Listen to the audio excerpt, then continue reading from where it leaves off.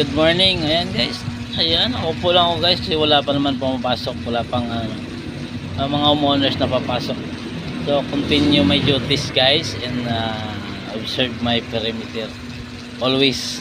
So guys, fix ko lang yung nag-scam sa nang-scam sa amin kagabi. Inaway ko ngayon guys. In-advisean ko tapos inaway. Tapos binigay ko yung yung original na may-ari ng account ng black ba guys, binlock ako. Ulol talaga, sarap batukan eh. Oy, ikaw pag nakita kita sa personal, ito abutin mo sa akin. Maniwala ka. Ilan na ba tao yung in-scam mo? Maayos ka sa buhay. Oy, magtrabaho ko lang patas. Uy, tarantado to. Sorry pero deserve mo to eh. Kawawa naman yung tao, ini-scam nyo. Oh, ipatrace kita. Tandaan mo yan. Hanapin kita. Loko ka. Ako pa naging masama sa'yo. Sama loob ko sa'yo.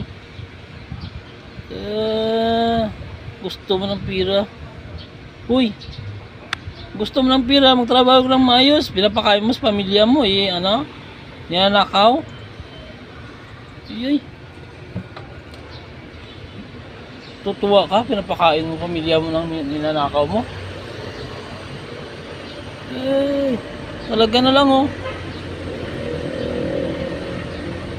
maawa ka naman sa mga anak mo mga asawa mo, ama, papa mo. Pinapakain mo ng marumi.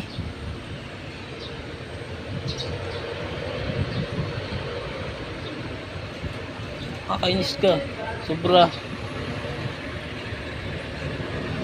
Kapitbahay lang kita puntahan kita agad Loko ka.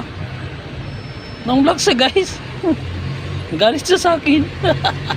Siya daw may ng account. Tapos di daw siya ng scam. Baka ipakain ko sa'yo yung conversation natin loko ka talaga. Walang kanyan guys. Magtrabaho ka ng maayos para mabuhay yung pamilya mo ng maayos. Huwag mo ilayan sa scam. Kasi kawawa naman yung tao ini-scam nyo.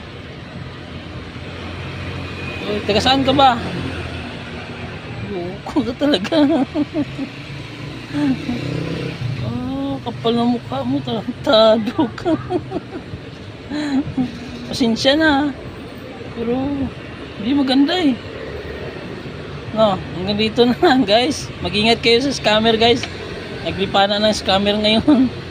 So huwag kayo basta-basta maniwala. Suriin nyo muna bago kayo maniwala. So ganyan guys, lesson learned na rin sa atin. So magtrabaho tayo na maayos. Okay, bye, hanggang dito na lang.